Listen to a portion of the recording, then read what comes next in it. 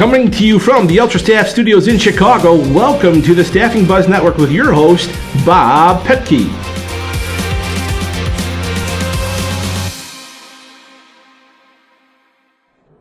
Hello, everybody, and welcome back to another episode of the Staffing Buzz Network.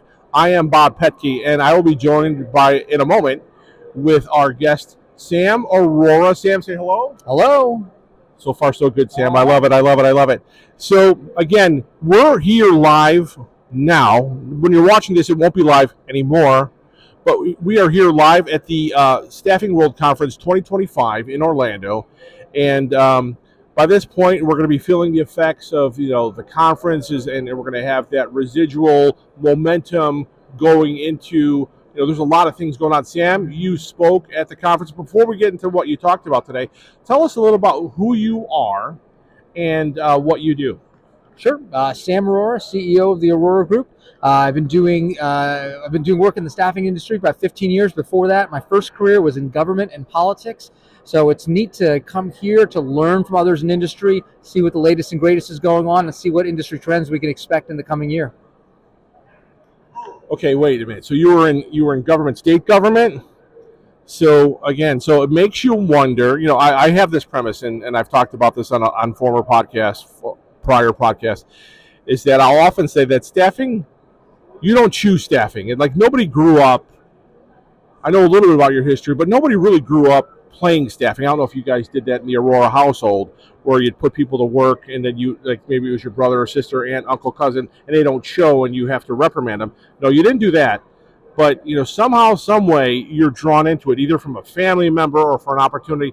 Talk a little bit about how you got into it. Yeah, Bob, that's a great point. Very few of us get into staffing on purpose. My father started this firm in the late 1980s by total accident. He was a physician subspecialist with a new specialty, and the hospital then called Bethesda Naval Hospital says, "Hey, Doc, we need a neuroradiologist. Come work for us. Hey, Doc, we like what you're doing. Send more docs, send some nurses." And he found that he really enjoyed the staffing business even more than his private practice. So he did that for years. I went into government. I was a campaign aide. I was an aide to 2 U.S. senators, then became a lawyer, was a law clerk to the state attorney general and the U.S. attorney's office. And I ended up running for office and getting elected at age 29. Now, being a state representative in the state of Maryland is a part-time job. So I came along, helped Dad as his attorney, helped him grow the business, and I really started enjoying it. So when he was ready to retire, I was very excited to get the chance to try to run it, and that's what we're trying to do now.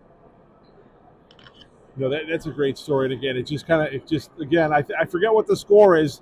It's like, 26-0. That nobody ever decided when they got out of college, I'm going to do staffing. They didn't know you can't study staffing. And another thing about staffing itself is it's a very challenging industry. Like if I meet somebody who's been in the industry for a couple of years, I know that they're cut of a different cloth. They've got a little bit of a thicker skin, and they're very compassionate and they're caring, right? So specifically when it comes to staffing, let's talk about the types of staffing that you do and your area of expertise. And then remember that part of the question, because then you can go ahead and transition to what you were doing here today for the conference. Yeah, I sure appreciate that. So we focus on staffing for federal government agencies. So think military, hospitals. Also, the federal government has all sorts of needs, and we principally help in the healthcare space and some of the administrative stuff around that, because fundamentally our government, like most of our economy, is run by people. So we do a lot of that, and it's an interesting time to be here. We got to, I and 2 other panelists spoke about what it is like to staff for federal government agencies. We happen to be doing it several days into a federal government shutdown. So it was that added an interesting wrinkle as to the types of volatility. Now people will come here and say, hey, well, it's been a bumpy couple of years in regular commercial staffing, and it certainly has been. It certainly can be bumpy in government as well, but we got to talk a little bit about the complexity of doing that, but also the rewarding nature of being a part of important government missions. So it was very exciting to be here. I come here every year because I learn so much. Bob, I'm like a horse with blinders, and every time I meet somebody else in the industry, my aperture of vision becomes a little bit larger. So talking with folks like you, talking with other industry experts, just walking the expo hall and seeing what's out there, what are the latest solutions, I learn a ton from it. No, and again, it is. You will definitely walk away more equipped and better now than you were before you got here, right?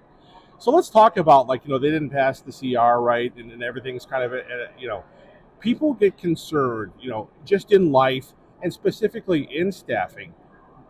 What is the ripple effect, or when does the effect really take place? I'll ask you a couple different questions. What is the effect? When does the effect take place? Because it might not happen right away.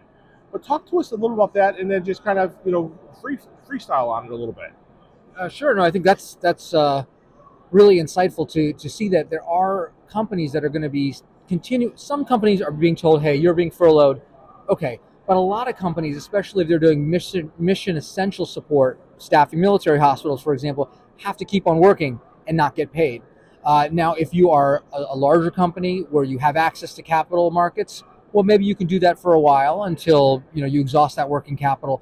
But if you're a small business, and there are loads of small businesses that work for the government, that's really challenging. What happens when you max out your line of credit at, say, a couple $1,000,000, and you no longer can afford to send people to work, or even better, you're going to tell them, "Hey, I'm not sure if I can make payroll, so I'm not going to put you in the bad position of sending you to work." That's going to get really tough, because it does not look like Congress is going to be passing a continuing resolution soon. The House is out this week as we are recording, so it's not happening this week. And I think it really remains an open question what's going to happen within that sub-niche of our industry.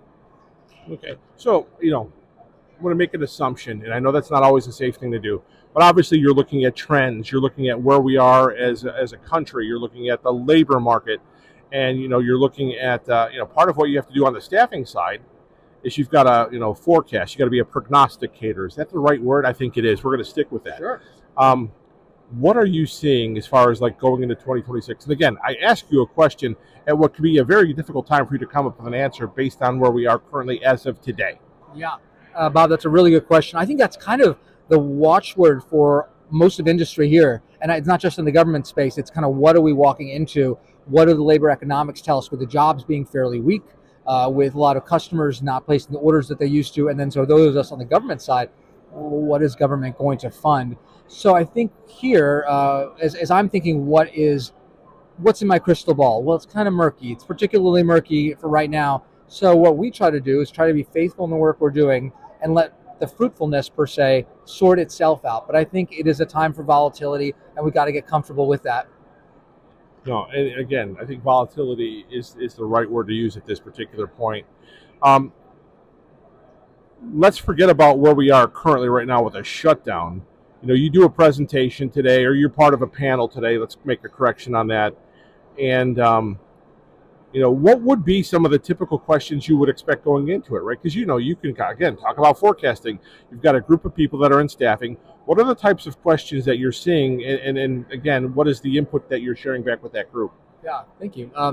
So what we think we heard a little bit of was companies thinking, is working with the federal government a right part of the mix of customers I want to have?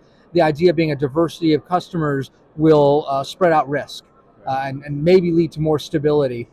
So we heard some of that. And we also just heard a lot of questions about, how do I do this? Because it's kind of like navigating a maze or a very intricate board game in understanding how to work with Uncle Sam. And unfortunately, that's true. And there are reasons that it is true. So we saw a couple of companies saying, how do I navigate this? Or even, hey, Sam, how do I come work for the Arora Group or others and support you as subcontractors? So that was the mix of what we heard upstairs at this breakout session earlier today. And how about an organization, right now, because of the volatility in the marketplace and people looking to mitigate the way they go to market and have different verticals to operate in, sometimes people think in their own mind's eye, it's a dream come true if I can get into some type of a federal, job track where I can put people to work in that marketplace. Is there a way, I don't know, I can't say a secret sauce, but is there something that somebody can do to start to crack the code to get into that in the first place? Yeah, good question. There's a number of ways, number of entry points into government contracting.